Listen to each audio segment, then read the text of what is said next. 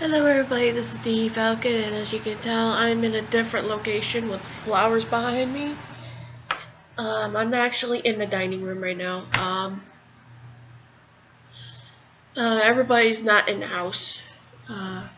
My fiance, my brother-in-law, my father-in-law, they're all going to the hospital for my brother-in-law's checkup, while my mother-in-law is at work. So I'm pretty much here by myself with 2 cats in the house and 3 cats in the garage. But enough about that. Today's topic is, should people be forgiven? And quite honestly, in my opinion, it really depends. Like, I have a lot of shit that happened to me, and it really sucks. Like, badly, it really sucks. But I can only tell you a few. I don't want you guys to feel bad for me. Um, it's just the shit that I went through. It was really fucked up. Like my first ex, I will not mention his name. Hell, even saying his name really pisses me off. That's how bad I did have not forgiven him for his shit. Um, Honestly, from the beginning, it was technically my fault because I did not realize he was a sexual predator. He was a registered sex offender. Um, but me being stubborn, I looked beyond his criminal background. I was trying to see if there was a softer side to him, not this whole criminal bullshit thing. Um, the relationship was weird because I was not at that age where I was an adult yet. I was 16, 17. When I first met him face to face, it was 17. And he was 21 at the time, so things got awkward because at this point I didn't know he was a sex offender. I didn't know any of this till like 5 hours after the whole my first time thing. He kind of openly admitted after all that, and I kind of panicked because I didn't know what to think of it, but at the same time, I try to look beyond it. But that's not why I have not forgiven him for. I don't regret the time that I was with him, but what happened in the past I did not like.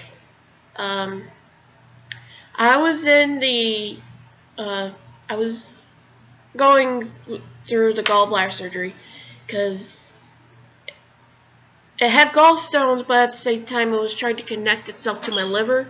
So if it would have burst, it would have burst the bile within my liver and I could have died.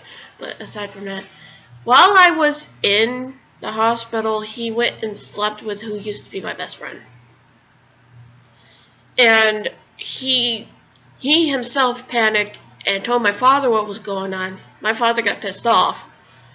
And he just went and packed his things, had my dad take him to the airport, which, by the way, my dad pretty much threw him out of the car while the car was going, along with his stuff, right at the airport, and just left him there.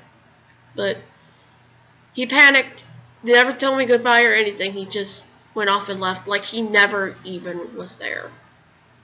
I have never forgiven him for doing that, and I certainly have never forgiven my ex-best friend for what she did, because she allowed him to do it. And now she has a son that looks just like him, and it brings back very harsh memories. I'll never forgive her. I have nothing against the kid. He wasn't at fault for being brought into this world. But I'll never forgive his mother, and I'll definitely will never forgive his father. I'll never forgive my father for what he's done, because he made me break down last year. Because he yelled at me, he blamed me for his relationship with my stepmother. He yells at me for being on the computer too much. Then he yells at me for being outside too much. Then he yells at me for not helping much. Yells at me for helping too much. Yells at me for questioning too many things. Yells at me for not questioning many things. It got to the point where he even threatened to kick me and my fiance out in the streets. Because I wasn't doing anything. I was trying to save up money so that way I can get my own place. Because at that time I was working at Wendy's. Both me and my fiance were. We were trying to save money, but they always took it. Then they complained that we haven't found a place yet. That we weren't out of the house yet. He called me a fucking liar and told me that I have 30 days before I'm on the streets. He gave me the option to live in a fucking outside shed, which has no ventilation, no space heaters, no windows, nothing. And he thinks that he and I will be able to live through that in the harsh winter. I literally had suicidal thoughts. I was getting close to ending my life there, but then I had to cry out to my in-laws, saying that we need help. We need to come back. I have never forgiven him. I never forgiven my stepmother for that. I just don't like them. Nope. They rarely contact me as is. I rarely contact them for that same reason.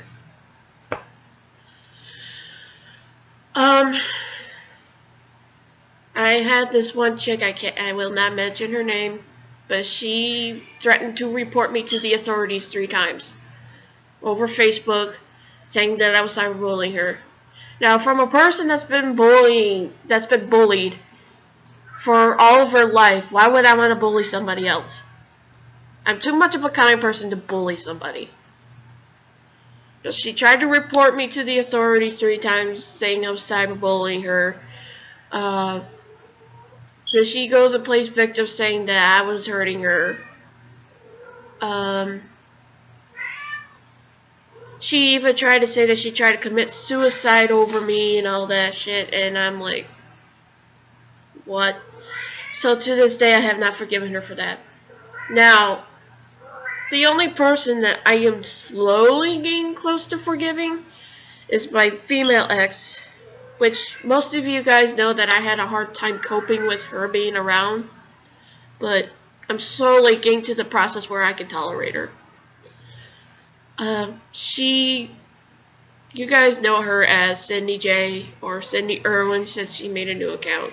I will admit I was in the wrong for what happened. Don't mind the cat fight in the background. I didn't know what was going on with you, Cindy. I really didn't know.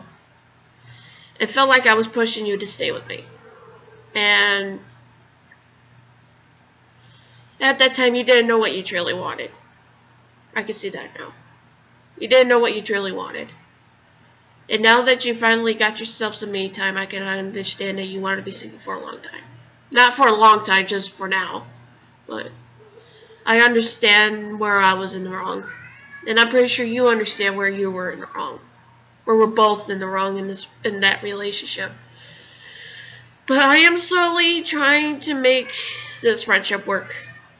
And I must say that I will forgive you for what has happened. Right now, I am completely happy with what I have for now. I have my fiance. I have a new girlfriend, but I will not mention her name until she feels she's ready. We call each other waifus. We actually have names for each other, so